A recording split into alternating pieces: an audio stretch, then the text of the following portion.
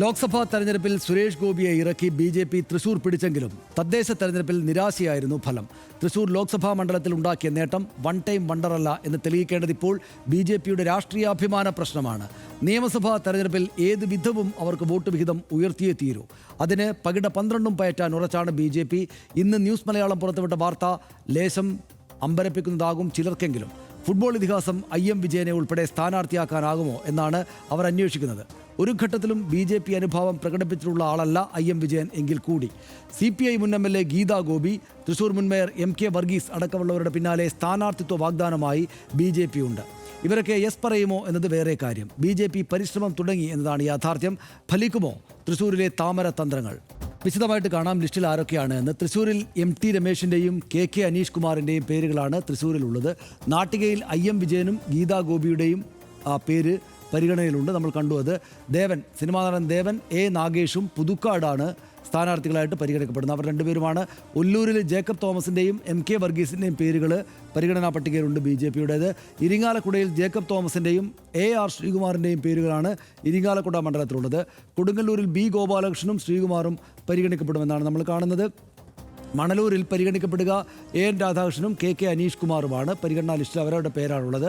വടക്കാഞ്ചേരിയിലാണെങ്കിൽ ഉല്ലാസ് ബാബു, നിവേദിത സുബ്രഹ്മണ്യൻ എന്നിവരുടെ പേരുകളുണ്ട്. Kunnamkulam Nivedita Subramanian, KK Aneesh Kumar, KR Aneesh master, അങ്ങനെ 3 പേരുകൾ കുന്നംകുളത്തിന് നേരെ കാണുന്നുണ്ട്. ഗുരുവായൂരിൽ നിവേദിത സുബ്രഹ്മണ്യൻ അവിടെയുമുണ്ട്. KR Aneesh master. ചേലക്കരയിൽ K ബാലകൃഷ്ണൻ. ചേലക്കരയിൽ K ബാലകൃഷ്ണൻ കഴിഞ്ഞ തവണ മത്സരിച്ച ആളാണ്. ലോക്സഭാ തെരഞ്ഞെടുപ്പിൽ തൃശ്ശൂരിൽ സുരേഷ് ഗോപിയുടെ പ്രഭാവം BJPക്ക് ഗുണം ചെയ്തു എന്ന് അവർ വിചാരിക്കുന്നു. എന്നാൽ തദ്ദേശ തെരഞ്ഞെടുപ്പിൽ തൃശ്ശൂരിൽ മുന്നേറ്റം ഉണ്ടാക്കാനായില്ല എന്നത് നമ്മൾക്കറിയാം.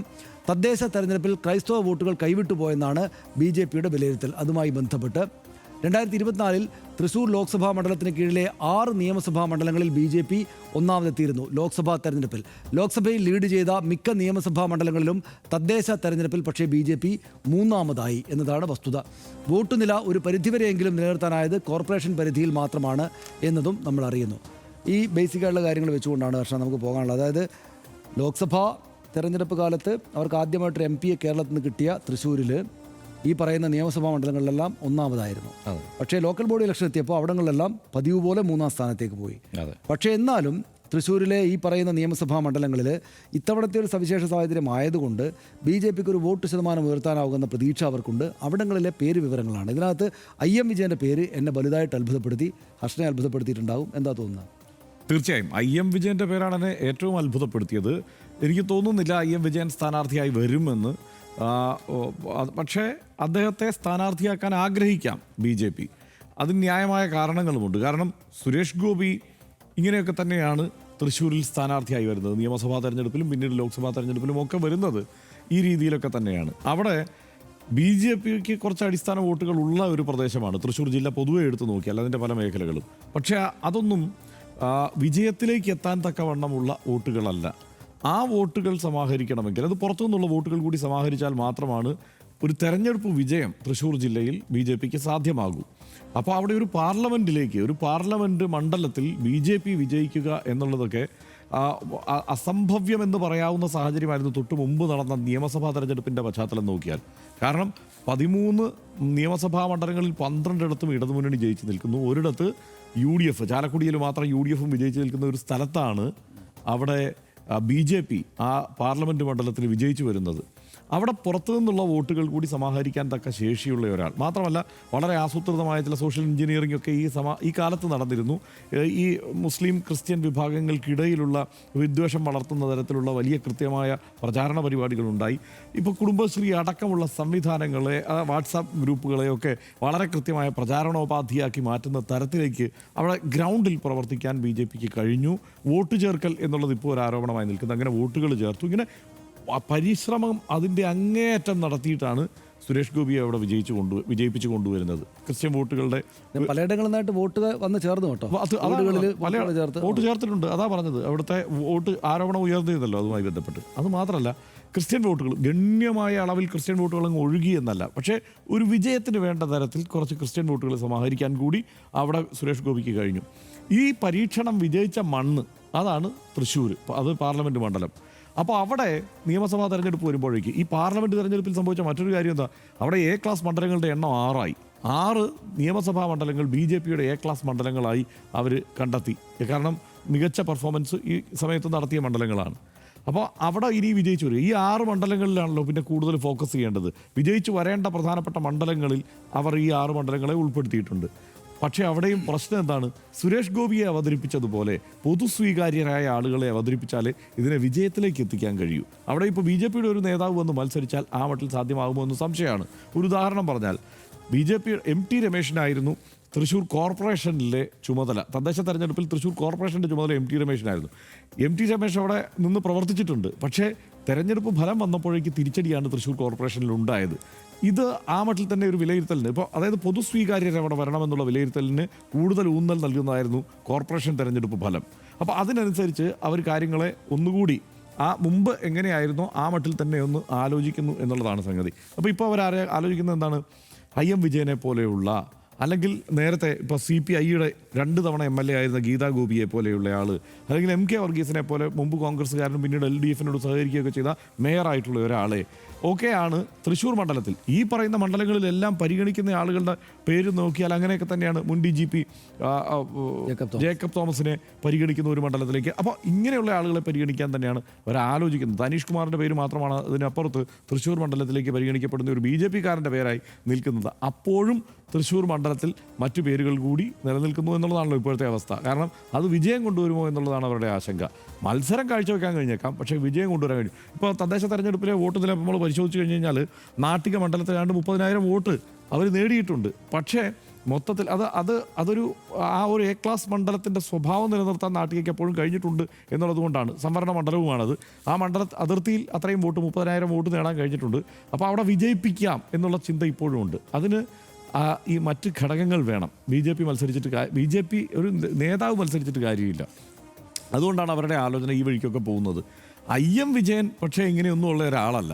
ഞാൻ സനീഷിനോട് പറയാം, എൻ്റെ വീട്ടിൽ ഇങ്ങനെ ഒരു വലിയ പോസ്റ്റർ വേണം എന്ന് ഞാൻ ആഗ്രഹിക്കുന്ന ഒരു മനുഷ്യനാണ് IM വിജയൻ. അപ്പോൾ അങ്ങനെ കേരളത്തിലെല്ലാവരുടെയും ഒരു പൊതു സ്വത്ത് എന്ന നിലയ്ക്ക് പരിഗണിക്കപ്പെടുന്നയാളാണ് IM വിജയൻ. അതുകൊണ്ട് തന്നെ അദ്ദേഹം അത്രമേൽ സ്വീകാര്യനായിരിക്കും അവിടെ. പ്രത്യേകിച്ച് തൃശ്ശൂരിൻ്റെ തിളക്കം അങ്ങനെ ലോകം മുഴുവൻ എത്തിച്ച ഒരു മുത്താണ്. അങ്ങനെയാണല്ലോ വിശേഷിപ്പിക്കുന്നത്, തൃശ്ശൂരിൻ്റെ മുത്താണ്.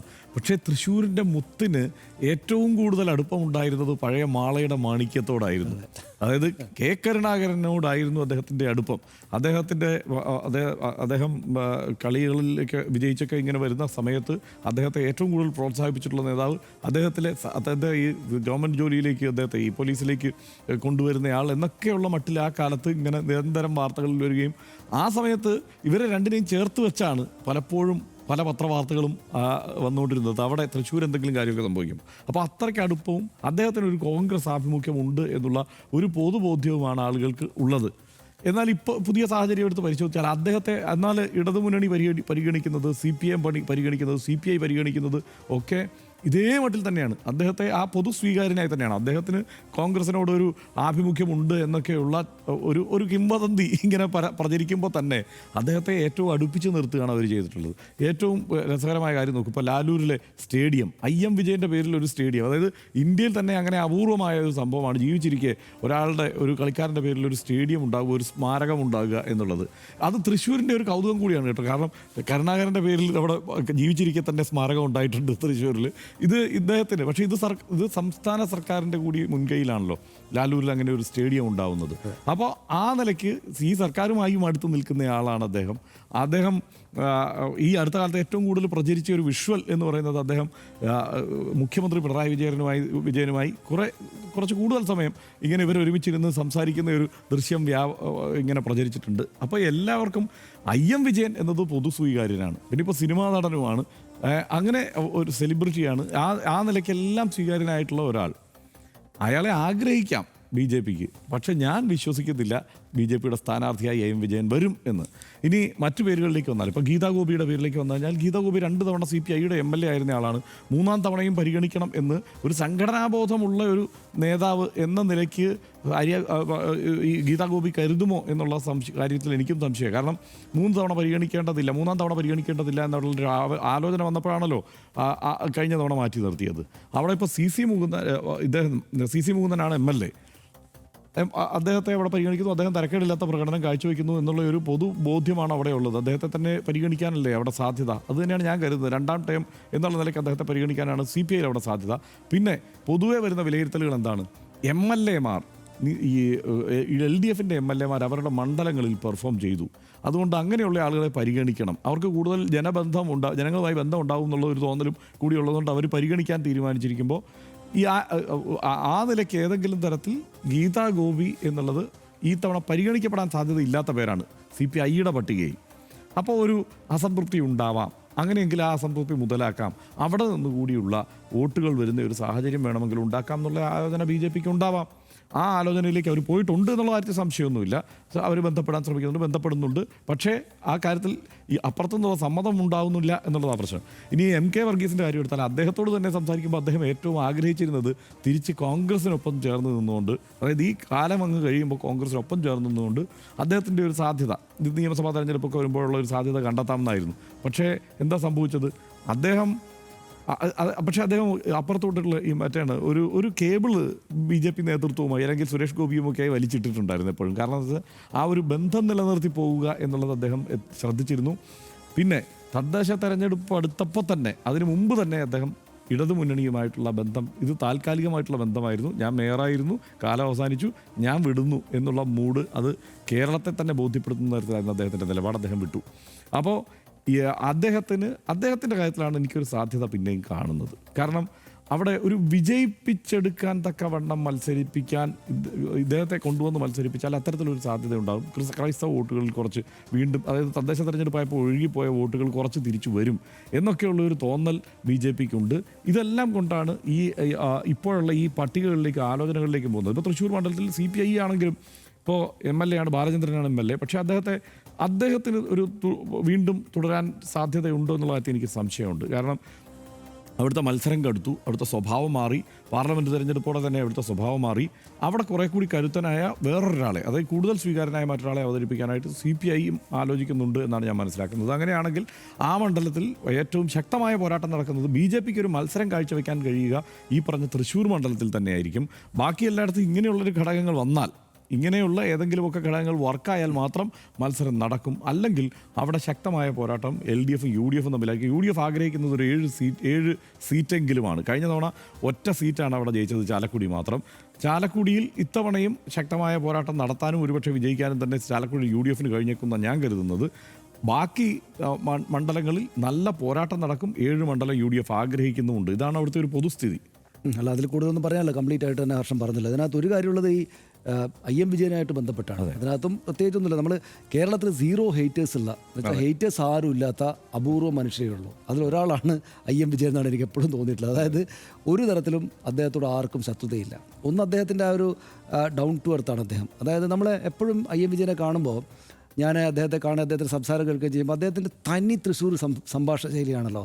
അതായത് ഇത്രയും കാലം അദ്ദേഹം ഈ കേരളത്തിൻ്റെ ആകെ സ്വത്തായിട്ട് ജീവിച്ചു അദ്ദേഹം. പക്ഷേ ഭാഷയിൽ പോലും, അദ്ദേഹത്തിൻ്റെ സംസാര ശൈലിയിൽ പോലും ഒരു നിവർത്തലും വന്നിട്ടില്ല. അദ്ദേഹത്തിൻ്റെ ഭാഷ എങ്ങനെ തൃശ്ശൂരിൽ വളഞ്ഞാണോ പോകുന്നത്, എന്താണോ ആ നാട്ടിലെ ഭാഷ, ആ ഭാഷ അദ്ദേഹം ഈ കേരളത്തിൻ്റെ ആകെ സ്വത്തായിരുന്നിട്ടും, കേരളത്തിൽ എല്ലായിടത്തും യാത്ര ചെയ്തിട്ടും, ഈ പോലീസ് ഫോഴ്സിൻ്റെ ഭാഗമായിട്ട് ജോലി ചെയ്തിട്ടും, നിരവധിയായിട്ടുള്ള കേരളത്തിലെ മഹാരഥന്മാരെ എല്ലാം കണ്ടിട്ടും, നമ്മളെപ്പോലുള്ള ആളുകളുടെ എല്ലാം ആരാധനയെല്ലാം വാങ്ങിയിട്ടും, അദ്ദേഹം ഒരു സ്വത്തായിരിക്കുമ്പോൾ തന്നെ അദ്ദേഹത്തിൻ്റെ എവിടെയാണോ അദ്ദേഹത്തിൻ്റെ കാലുറച്ചു വെച്ചിട്ടുള്ളത് അതിൻ്റെ മാത്രമായിട്ട് തുടരുകയും ചെയ്തു. അത് കേരളത്തിൽ അങ്ങനെ, ഇപ്പോൾ നമ്മൾ വന്ന നാടുകളിലെ ഭാഷാ ശൈലിയൊക്കെ എത്രയൊക്കെ നിവർന്നു എന്ന് ആലോചിച്ച് നോക്കൂ.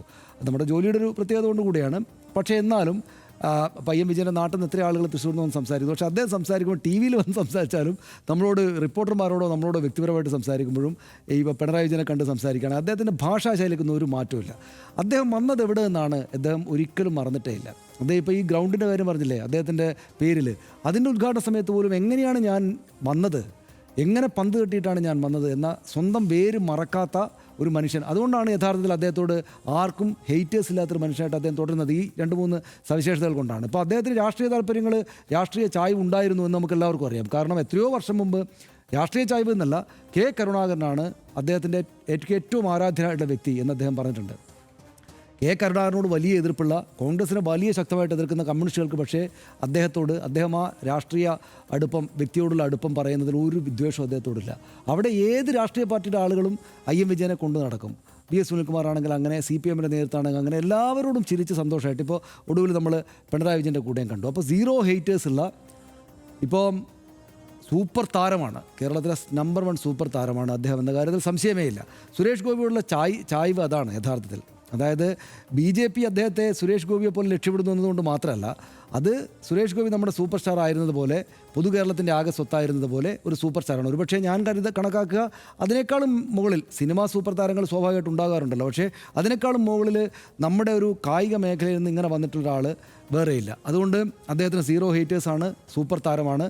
അദ്ദേഹത്തെ നിർത്തിയാൽ സുരേഷ് ഗോപിയുടെ കൊണ്ടുവന്ന ഈ പറയുന്ന അത്ഭുതകരമായിട്ടുള്ള റിസൾട്ട് ഉണ്ടാക്കാൻ പറ്റും എന്ന് BJP വിചാരിക്കുന്നതിൽ തെറ്റൊന്നുമില്ല. പക്ഷേ എൻ്റെ ഒരു ആത്മാർത്ഥമായിട്ടുള്ള സങ്കടം, ഈ സുരേഷ് ഗോപി രാഷ്ട്രീയത്തിലേക്ക് വരുന്നതിന് മുമ്പ് തന്നെ അദ്ദേഹത്തെ നമുക്കറിയാമല്ലോ, അദ്ദേഹവും കരുണാകരനോട് വലിയ അടുപ്പമുള്ള ആളായിരുന്നു. ഹർഷോർമയിലെ സുരേഷ് ഗോപി വലിയ ആരാധനയോടെ കരുണാകരനോട് വലിയ ആരാധനയുള്ള ആളായിരുന്നു. പത്മജ വേണുഗോപാലിനോടും കെ മുരളീധരനോടൊക്കെ അതുകൊണ്ട് തന്നെ ആ തരത്തിലുള്ളൊരു സാഹോദര്യ സ്നേഹമുള്ള ആളായിരുന്നു. അത് അദ്ദേഹം പലപ്പോഴായിട്ട് പ്രകടിപ്പിച്ചിട്ടുണ്ട്. പിന്നെ നായനാരോടാണെങ്കിലും അങ്ങനെ ഉണ്ടായിട്ടുണ്ട്. എൻ്റെ ഓർമ്മയിൽ EP ജയരാജൻ്റെ വളരെ അടുത്ത സുഹൃത്തും ബഹുമാനം EP ജയരാജനോടുള്ള ആളായിരുന്നു അദ്ദേഹം, സുരേഷ് ഗോപി. അങ്ങനെ എല്ലാവർക്കും വേണ്ടപ്പെട്ട ആളായിരുന്നു നമ്മൾ കാണുന്ന പോലെ. പക്ഷേ അദ്ദേഹം രാഷ്ട്രീയത്തിലേക്ക് ഇറങ്ങുകയും MP ആവുകയും ചെയ്തപ്പോൾ, MP ആവുക എന്നൊക്കെ പറഞ്ഞാൽ രാഷ്ട്രീയമായിട്ടൊരു വലിയ ഉന്നതമായ സ്ഥാനത്തേക്ക് എത്തുക എന്നാണല്ലോ. പക്ഷേ നമ്മൾ കാണുന്ന സുരേഷ് ഗോപി എന്താണ്, നമ്മൾ ബാഹുബലിയെ പോലെ കണ്ടിരുന്ന ആൾ താഴേക്ക് വരികയല്ലേ എന്ന് ഒരുപാട് ആളുകൾ വിചാരിക്കുകയാണ്. ഇപ്പം മറ്റേ മോനെ കണ്ടില്ലേ എന്നൊക്കെ പറയുമ്പോൾ അദ്ദേഹത്തിന് ഇപ്പോൾ തിരുത്തേണ്ടതായിട്ടൊക്കെ വന്നിരിക്കുന്നു. അപ്പോൾ ഞാൻ അദ്ദേഹത്തെ പരിഹസിക്കാൻ വേണ്ടി മുതിരല്ല, പക്ഷേ എന്നാലും പൊതുവിൽ അദ്ദേഹത്തെ നോക്കുന്ന അദ്ദേഹത്തിൻ്റെ പാർട്ടിക്കാർക്ക് അദ്ദേഹത്തോടുള്ള ആരാധന വലുതായിട്ട് വർദ്ധിച്ചിട്ടുണ്ട്. ഇപ്പോൾ ഒരു രാഷ്ട്രീയ പാർട്ടിയുടെ ആളുകൾക്ക് അവർക്ക് കേരളത്തിൽ സീറ്റേ ഇല്ലാതിരുന്ന സാഹചര്യത്തിൽ ആ സീറ്റ് വാങ്ങിച്ചു കൊടുത്ത ആളാണ് സുരേഷ് ഗോപി. വലിയ ആരാധന ഉണ്ടാകും സ്വാഭാവികമായിട്ടും. പക്ഷേ അങ്ങനെയുള്ള ഒരു ബഹുമാന കൂടുതലല്ല യഥാർത്ഥത്തിൽ സുരേഷ് ഗോപി സിനിമയിലുണ്ടായിരുന്ന കാലത്തും രാഷ്ട്രീയത്തിൽ വരുന്നതിന് മുമ്പുള്ളൊരു സുരേഷ് ഗോപിയെ അല്ല യഥാർത്ഥത്തിൽ കാണുന്നതെന്ന് കുറേ ആളുകളെങ്കിലും വിചാരിക്കുകയാണ്. അതിൻ്റെ ശരിതെറ്റുകൾ അവിടെ നിൽക്കട്ടെ. അപ്പം അങ്ങനെ ഉള്ളൊരു സാഹചര്യത്തിലേക്ക് ഇപ്പം അദ്ദേഹം വരികയാണെങ്കിൽ ഇതുപോലൊരു വിജയം ഉണ്ടാക്കാൻ പറ്റും എന്ന് എം വിജയൻ വരികയാണെങ്കിൽ ഒരു വിജയം ഉണ്ടാക്കാൻ പറ്റുമെന്ന് BJP വിചാരിക്കുന്നതിൽ യാതൊരു തെറ്റില്ല. ഇപ്പോൾ അവർക്കാണെങ്കിൽ അത്തരം ആളുകളെ ആരാധിച്ച് ഒരു ബഹുമാനം കൊടുത്തിട്ടുള്ള ശീലം അവർക്കുണ്ട്. ഇപ്പോൾ PT ഉഷ പൊതു സ്വത്തായിരുന്നല്ലോ കേരളത്തിൻ്റെ ആകെ. ഇപ്പോൾ BJPയുടെ നേതാവാണ്, ഉന്നതമായൊരു പദവി അവർ കൊടുത്തിട്ടുണ്ട്. അപ്പോൾ അങ്ങനെയൊക്കെ ചിന്തിക്കുന്നതിൽ തെറ്റൊന്നുമില്ല. പക്ഷേ നമുക്കറിയില്ല എന്താണ് സംഭവിക്കുക എന്ന്. ഇപ്പം അതുമായി ബന്ധപ്പെട്ട് അദ്ദേഹത്തിൻ്റെ പ്രതികരണം എന്തായാലും വന്നിട്ടില്ല. പക്ഷേ BJP ആലോചിക്കുന്നത് ഒരു ശരിയായ ട്രാക്കിലാണ് എന്ന് വിചാരിക്കുന്ന ആളാണ് ഞാൻ. കാരണം വിജയം എന്നത് അവരവിടെ സീറ്റുകൾ കണ്ടിരിക്കുന്നു, നല്ല വിജയം ഉണ്ടാക്കാൻ പറ്റുന്ന തോന്നലുണ്ടാകുന്ന സീറ്റ് കണ്ടിരിക്കുന്നു. പക്ഷേ എളുപ്പമല്ല. കാരണം നിയമസഭാ തെരഞ്ഞെടുപ്പിലേക്ക് പോകുമ്പോൾ ഇത് LDF UDF ടൈറ്റ് ഫൈറ്റ് എന്നതിലേക്ക് തന്നെയാണ് വരിക. ലോക്സഭാ തെരഞ്ഞെടുപ്പ് കാലത്ത് ഈ നിയമസഭാ മണ്ഡലങ്ങളിൽ 1ാം സ്ഥാനത്തായിരുന്നു എന്നത് വിജയം ഉണ്ടാക്കുന്ന സംഗതിയല്ലാന്ന് ലോക്കൽ ബോഡി ഇലക്ഷൻ തന്നെ തെളിയിച്ചു. രാഷ്ട്രീയം വീണ്ടും LDF UDF ആയിട്ട് മുറുകിയിട്ടുണ്ട്. അപ്പോൾ എളുപ്പമല്ല അത്. അതുകൊണ്ട് ഇവരെന്താണ് ചെയ്യാൻ പോകുന്നത് നമുക്കറിയില്ല. പക്ഷേ എന്തായാലും ഇന്ന് വന്നതിലെ രാഷ്ട്രീയ വാർത്തകളിൽ ഏറ്റവും ഗംഭീരമായിട്ടുള്ള വാർത്തയായി നമ്മുടെ റിപ്പോർട്ടർ ഈ തന്നിരിക്കുന്ന വാർത്ത എന്ന കാര്യത്തിൽ സംശയമില്ല. അതിൻ്റെ പ്രതികരണങ്ങൾ നാളെ വരും എന്ന് നമുക്ക് നോക്കാം. അപ്പോൾ BJP എന്തായാലും വളരെ ആത്മാർത്ഥമായിട്ടും കഠിനാധ്വാനം ചെയ്തിട്ടും നല്ല രാഷ്ട്രീയ ബുദ്ധി ഉപയോഗിച്ചിട്ടും തെരഞ്ഞെടുപ്പിൽ നേരിടുന്നു എന്ന ഒരു പൊതുചിത്രം നമുക്ക് ഈ മൊത്തം പേരുകൾ കേൾക്കുമ്പോൾ നമുക്ക് ലഭ്യമാകുന്നുണ്ടല്ലേ. ഇതിനകത്ത് പറഞ്ഞു പോകുമ്പോൾ ഒരു കാര്യം, ഒരു തമാശ, ഒരു കൗതുകം. അതായത് കെ കരുണാകരനൊപ്പം നിന്ന ആളുകളെ, അല്ലെങ്കിൽ കെ കരുണാകരനോട് ആഭിമുഖ്യം പുലർത്തിയിരുന്ന, കെ കരുണാകരനോട് സൗഹൃദമുണ്ടായിരുന്ന ആളുകൾ എന്ന ഒരൊറ്റ കാരണം കൊണ്ട് പോലും ഇപ്പോഴും നമ്മൾ പലരും അവർ BJPയിലേക്ക് പോകില്ല എന്ന് കരുതുന്നു. അപ്പോൾ ഈ പരിഗണിക്കപ്പെടുന്ന പേരുകാരിൽ ഒരാളാണ്. ചിലപ്പോൾ അവർ മത്സരിക്കില്ല, ഗവർണറായി പോകുന്നു എന്നൊക്കെയുള്ള മറ്റു വാർത്തകളുണ്ട്. പക്ഷേ മകള് BJPയിലാണ് എന്നുള്ള കൗതുകം. ഇതിനകത്ത് ഹർഷ, നമ്മുടെ കേരളത്തിൽ ഇപ്പം ഇപ്പോഴത്തെ കുട്ടികൾ ഇത് കാണുന്ന ആളുകളോ അല്ലെങ്കിൽ ഇപ്പോൾ 18 വയസ്സായ ആളുകളോ കെ കരുണാകരനും EK നായനാറും BS അച്യുതാനന്ദനും എന്നൊക്കെ പറഞ്ഞത് വളരെ ദൂരത്തിലുള്ള ആളുകളാണ്. പക്ഷേ നമ്മൾ കാണുന്നത് ഈ തെരഞ്ഞെടുപ്പിൽ പോലും BS അച്യുതാനന്ദൻ്റെ കൂടെ ഉണ്ടായിരുന്നയാളെ സ്ഥാനാർത്ഥിയാക്കിയേക്കാം എന്നാണ് UDF വിചാരിക്കുന്നത് സുരേഷിനെ കുറിച്ചിട്ട്. അപ്പോൾ കെ കരുണാകരൻ്റെ നമ്മളിപ്പോൾ ചർച്ച ചെയ്യുന്നു. അപ്പോൾ ഇവർ മരിച്ചു, അവരന്തരിച്ചു, കാലയവനികയ്ക്കുള്ളിൽ മറഞ്ഞ കാലങ്ങളായി. പക്ഷേ അവരുടെ ഗ്ലോറി നിൽക്കുകയാണ് എന്നതാണ് നമ്മൾ കാണുന്ന മറ്റൊരു കാര്യം. കേരള BJPയുടെ രാഷ്ട്രീയ പരീക്ഷണശാലകളിലൊന്നാണ് തൃശ്ശൂർ ജില്ല എന്നതിൽ സംശയമില്ല. ലോക്സഭാ വിജയത്തോടെ BJP ഒരു രാഷ്ട്രീയ സൈക്കോളജിക്കൽ ബ്രേക്ക് ത്രൂ നേടിയെടുത്തിട്ടുണ്ടെങ്കിലും അതിനെ സ്ഥിരമായി വോട്ട് ബാങ്കാക്കി മാറ്റാൻ ഇനിയും അവർക്കായിട്ടില്ല. അത് സാധ്യമാക്കുകയാണ് BJPക്ക് യഥാർത്ഥ വെല്ലുവിളി. അപ്രതീക്ഷിത സ്ഥാനാർത്ഥിത്വങ്ങൾ, താരപ്രഭാവം, സാമുദായിക കൂട്ടുകെട്ടുകളൊക്കെ ഒരിക്കൽ കൂടി പയറ്റാൻ ഒരുങ്ങുകയാണ് അവർ. നിലവിലെ നിലയിൽ IM വിജയൻ BJP സ്ഥാനാർത്ഥിയാകാനുള്ള സാധ്യത അതിവിദൂരമോ ഏറെക്കുറെ അസാധ്യമോ ആണ്. പക്ഷേ അത്തരം വലിയ പേരുകളുടെ കൂടെ ചേർത്തൊരു ചർച്ചയുണ്ടായാൽ പോലും മെച്ചം എന്നാകാം BJPയുടെ യുടെ തന്ത്രം. താരപ്രഭാവങ്ങൾക്കപ്പുറം രാഷ്ട്രീയ നിലപാടുകൾ, അടിത്തട്ടിലെ സ്വീകാര്യത, സംഘടനാ ശക്തി ഇവയൊക്കെ തന്നെയാണ് തെരഞ്ഞെടുപ്പിൽ നിർണായകമാവുക. എന്തായാലും പരീക്ഷണം തുടങ്ങി. അതെങ്ങനെ വികസിക്കും എന്നറിയാൻ നമുക്ക് കാത്തിരിക്കാം.